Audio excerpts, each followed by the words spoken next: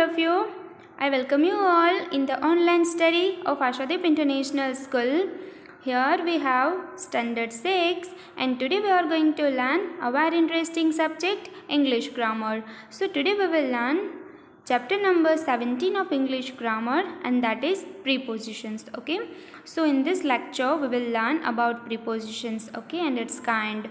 So moving forward to the chapter explanation. So first of all, what is preposition? हम preposition किसको बोल सकते हैं? जैसे आप लोग आपके डेली रूटीन की जो लैंग्वेज है, जो आप सेंटेंसेस यूज़ करते हो, आप रीडिंग करते हो, सो उसमें बहुत टाइम preposition का यूज़ आप करते हो, लेकिन कौन से preposition का यूज़ कहाँ पे करना है, उसके कुछ रूल्स होते हैं. prepositions के बहुत सारे काइंड भी होते हैं, ठीक है. सो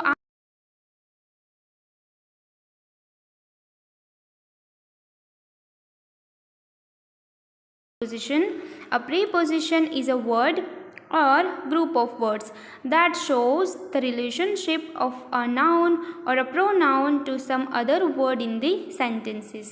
सो यहाँ पे एक सिंपल डेफिनेशन है प्रीपोजिशन की. कौन सी डेफिनेशन है कि प्रीपोजिशन क्या है? एक ऐसा वर्ड है या तो ग्रुप ऑफ वर्ड्स है, जैसे फ्रेज होते हैं ना, वैसे अ preposition is a word or group of words जो हमें क्या इंडिकेट करता है? दैट शोज द रिलेशनशिप जो नाउन की या तो प्रोनाउन की जो सेंटेंस में जो दूसरे वर्ड्स होते हैं उसके साथ उसका क्या रिलेशन है, उसका क्या रिलेशनशिप है, वो सजेस्ट करने वाले जो वर्ड होते हैं उसको हम ग्रामेटिकल लैंग्वेज में क्या बोलते हैं? Preposition. Okay, so again repeating the definition. A preposition is a word or group of words that shows the relationship of a noun or pronoun to some other word in the sentences. So now moving forward, here one another definition of preposition. So a preposition is a word that indicates the relationship between a noun and the other words of a sentence. They explain relationships of sequence, space and logic between the object of the sentence and the rest of the sentence. They help us understand order, time and connection positions. Okay, so यहाँ पे हमें क्या बताया है कि preposition है वो एक ऐसा वर्ड है जो क्या इंडिकेट करता है? हमें पता ही है कि वो रिलेशनशिप इंडिकेट करता है किसके किसके बीच की? सो नाउन और जो दूसरे वर्ड्स होते हैं सेंटेंस में. सिर्फ नाउन तो नहीं होता, सेंटेंस में ऑब्जेक्ट होते हैं, वर्ब होते हैं, अदर वर्ड्स भी होते हैं ना. सो ये जो नाउन का जो रिलेशनशिप है दूसरे सेंटेंस में, सो उसकी relationship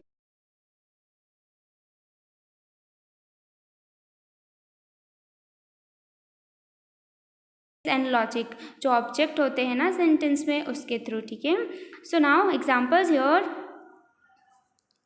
I am going to Canada. Alex threw a stone into the pond. The present is inside the box and they have gone out from the town. Okay, so these are the examples of prepositions. So now moving forward. So here types of preposition. Okay, so first of all है यहाँ पे prepositions of time. Okay, सो बहुत सारे prepositions होते हैं, लेकिन अगर हमें टाइम को इंडिकेट करना है, टाइम को रिफ्लेक्ट करना है सेंटेंस में, सो उसके लिए हम कुछ पर्टिकुलर वर्ड्स यूज़ करते हैं जो टाइम को रिप्रेजेंट करते हैं. सो ऐसे प्रीपोजिशन को हम ग्रामेटिकल लैंग्वेज में क्या बोलते हैं कि prepositions of time. So here prepositions of time show the relationship of time between the noun to the other parts of a sentence. सो यहाँ पे क्या है कि डेफिनेशन थोड़ी सेम जैसी है कि प्रीपोजिशन ऑफ टाइम हमें कौन सा टाइम बताता है?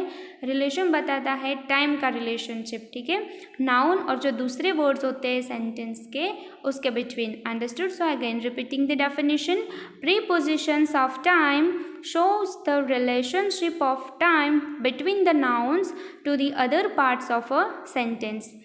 Now moving forward to the examples: on, at, in, from, to, for, since, ago, before, till, until, by, etc. are the most common prepositions of time. So ये जो prepositions of time के जो examples है वो बहुत important है. So आपको इसको बहुत ही अच्छे से learn करना है ताकि आप जब भी sentence में से prepositions को identify कर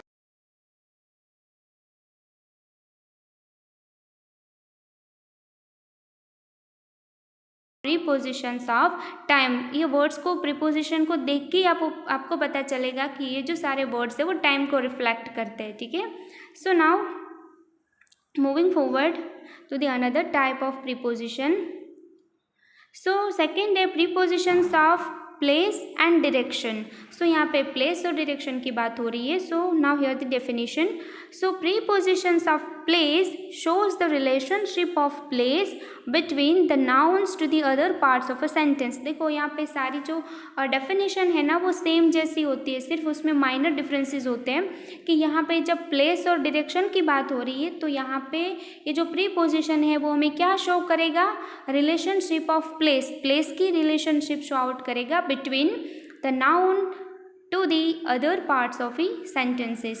So now here are the examples of the prepositions of place and direction। So on, at, in, by, from, to, towards, up, down, across, between, among, through, in front of, behind, above, over, under, below, etc.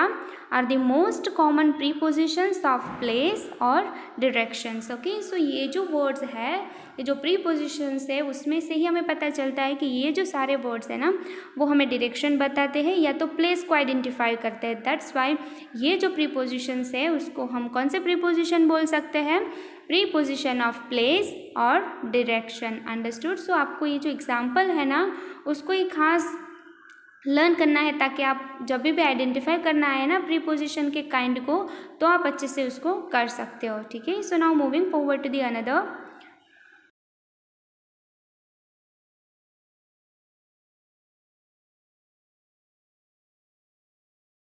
Things है कि things के related भी बहुत सारे prepositions होते हैं। सो यहाँ पे डेफिनेशन है, प्रीपोजिशंस ऑफ एजेंट्स और things indicate a casual relationship between noun and the other part of the sentences। कि इसमें कुछ ज़्यादा नहीं है, वो क्या इंडिकेट करता है, कैजुअल रिलेशनशिप्स जो होते हैं नाउन की रिलेशनशिप दूसरे सेंटेंस के जो पार्ट्स होते हैं उसमें।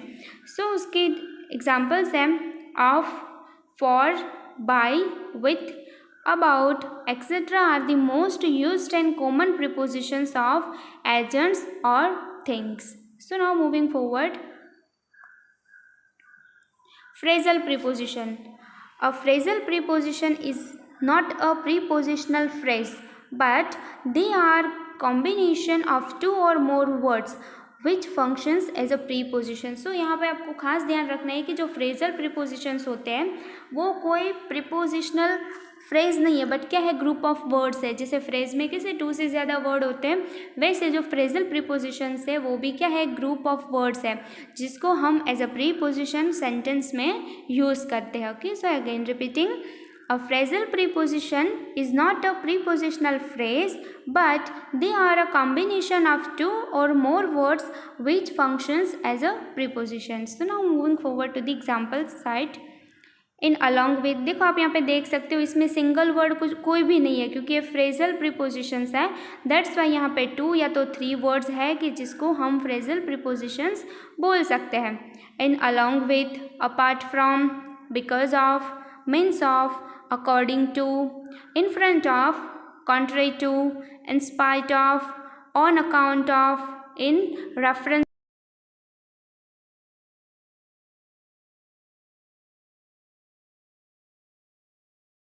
regard to, etc. are the most common phrasal prepositions। जो ये काइंड है ना वो बहुत इंपॉर्टेंट है। ये जो एग्जांपल्स दिए हैं ना वो ही आपको खास ध्यान में रख के उसको लर्न करना है। वाई, बिकॉज ये जो फ्रेजल प्रीपोजिशंस है वो तो तुरंत ही आइडेंटिफाई हो जाएंगे क्योंकि वो सिंगल वर्ड नहीं होते। बहुत सारे प्रीपोजिशंस है वो सिंगल वर्ड यूज़ होते हैं, लेकिन ये जो फ्रेजल प्रीपोजिशन है वो ग्रुप में हम लिखते हैं ना। जैसे हमने यहाँ पे देखा ये सारे एग्जांपल्स जो रेड अंडरलाइन वाले जितने भी वर्ड्स है वो कौन है, किसके एग्जांपल्स है, वो फ्रेजल प्रीपोजिशंस के। Okay, I hope you understand students. So now moving forward to the another part. So here यहाँ पे क्या है कि in the sentence is given below filling the blanks with suitable prepositions. अभी exercise portion यहाँ पे start होता है हमारा कि ये एक्सरसाइज पोर्शन में आपको क्या करना है कि नीचे कुछ सेंटेंसेस दिए हैं उसमें कुछ ब्लैंक्स है ना वो खाली है। सो हमें क्या करना है, उसमें सुटेबल प्रीपोजिशंस से उसको फिल करना है। और प्रीपोजिशन में ऐसा कुछ रूल नहीं है कि इसमें यही आ सकते हैं, जो भी प्रीपोजिशंस सुटेबल है वो हम उसमें फिल करके उसका सेंटेंस जो है वो मीनिंगफुल बना सकते हैं। ठीक है, so this are the questions. So first of all I read all the questions and now then we go through the answer side. Okay, number 1, the baby is sleeping dash the room. Television is kept dash the bed. Mother came dash the room after an hour.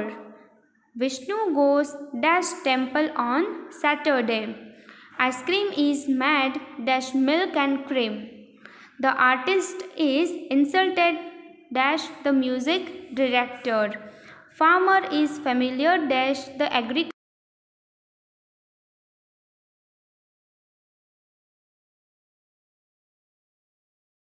Boys, understood? So these all are the questions. So now moving forward to the answer side. So first में क्या आएगा, the baby is sleeping in the room. Baby कहाँ पे सो रही है, room में सो रही है. सो आप यहाँ पे देख सकते हो कि रिलेशनशिप बताया है बेबी का. यहाँ पे नाउन कौन सा है, द बेबी. सो ये बेबी का रिलेशनशिप जो अदर वर्ड से मीन्स बेबी कहाँ पे सो रही है, रूम में. ओके, सो यहाँ पे आंसर क्या आएगा, the baby is sleeping in the room. Then second number पे the television is kept in the bed.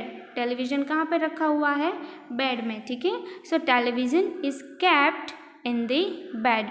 Number 3, mother came into the room after an hour. So यहाँ पे into आया है, Y, because यहाँ पे particularly place mention किया हुआ है कि मम्मा जो है वो रूम में कब आए, आफ्टर एन आवर. सो यहाँ पे हमने इनटू प्रीपोजिशन का यूज़ किया है. Mother came into the room after an hour. Number 4, Vishnu goes to temple on Saturday. Vishnu कहाँ पे गया, सैटरडे टेम्पल पे. Okay, so Vishnu goes to temple on Saturday. Now ice cream is made from milk and cream.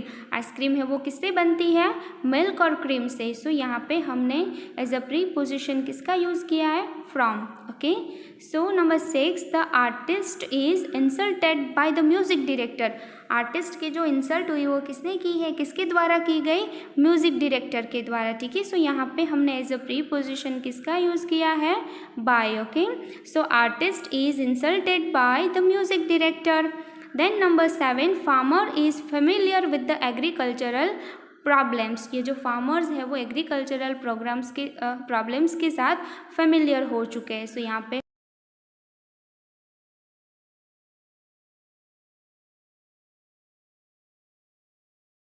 The 4 boys. ये जो land का जो टुकड़ा है वो किसके बीच में उसको डिवाइड किया गया, सो 4 बॉयज़ के बीच में. सो यहाँ पे हमने कौन सा प्रीपोजिशन यूज़ किया, among. Okay, so now moving forward to the another blanks.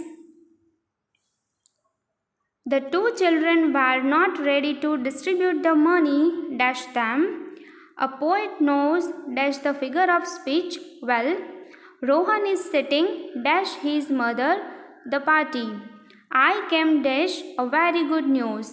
The patient had died dash the surgery was carried out. I couldn't attend the meeting dash my sickness.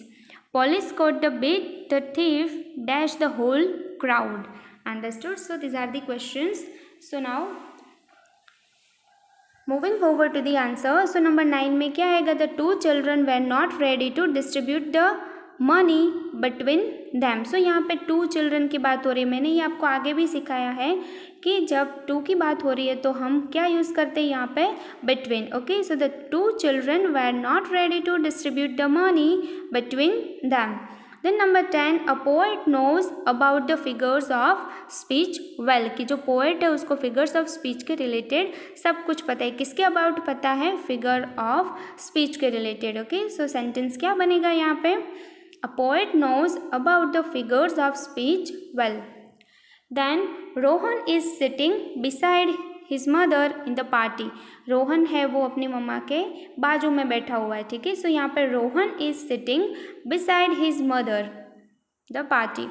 I came across a very good news. मैं किसके साथ आया हूँ, बहुत ही अच्छे news के साथ. So यहाँ पे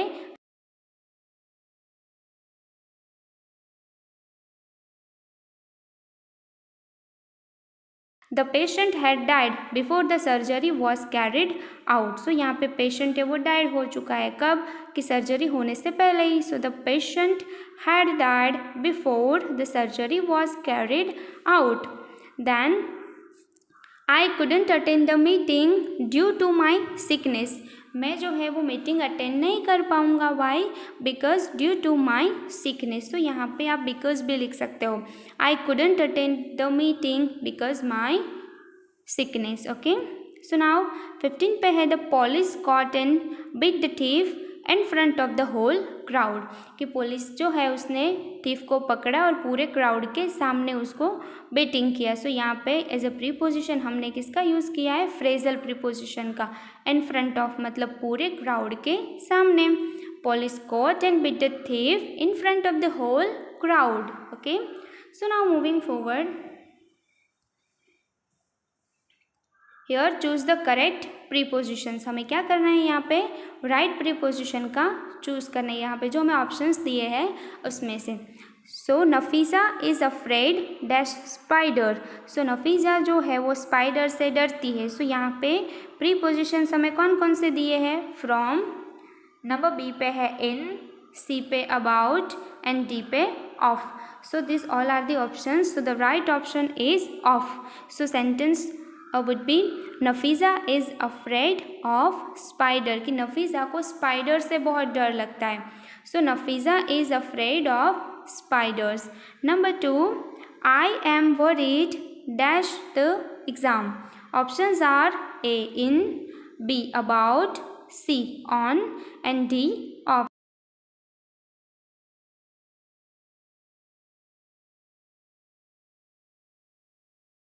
worried है एग्जाम के about. Okay, so the sentence should be I am worried about the exam. Number 3, he looks upset, I think he took the dash criticism hard।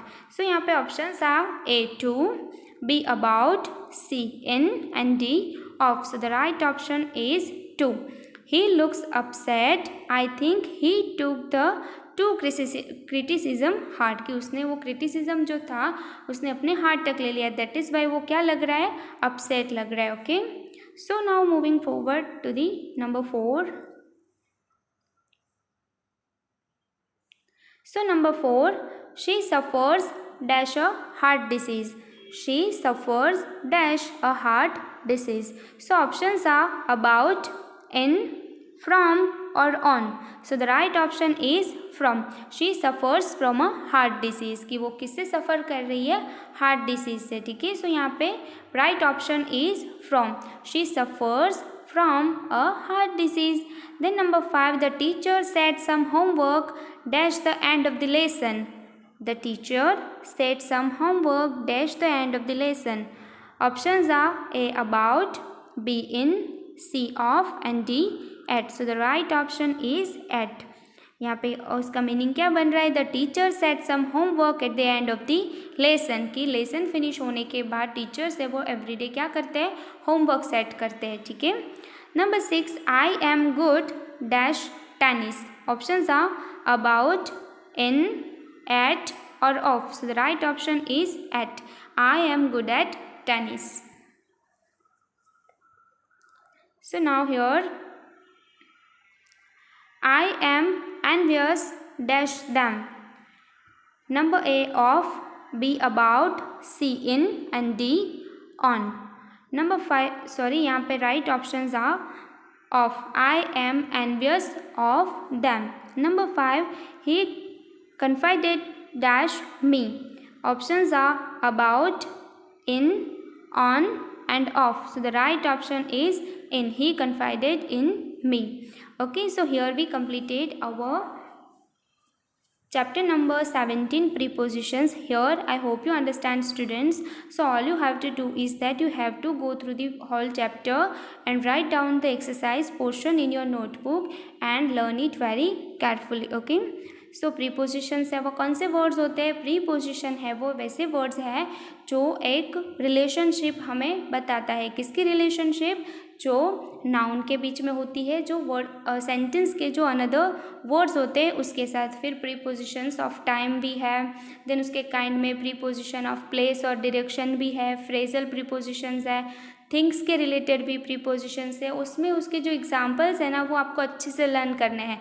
आप अगर एग्जांपल अच्छे से लर्न करोगे तो आपके लिए ये प्रीपोजिशन को आइडेंटिफाई करना बहुत ही ईजी हो जाएगा, ठीक है। So now here we completed our chapter number 17 prepositions here. Okay, thank you and keep learning.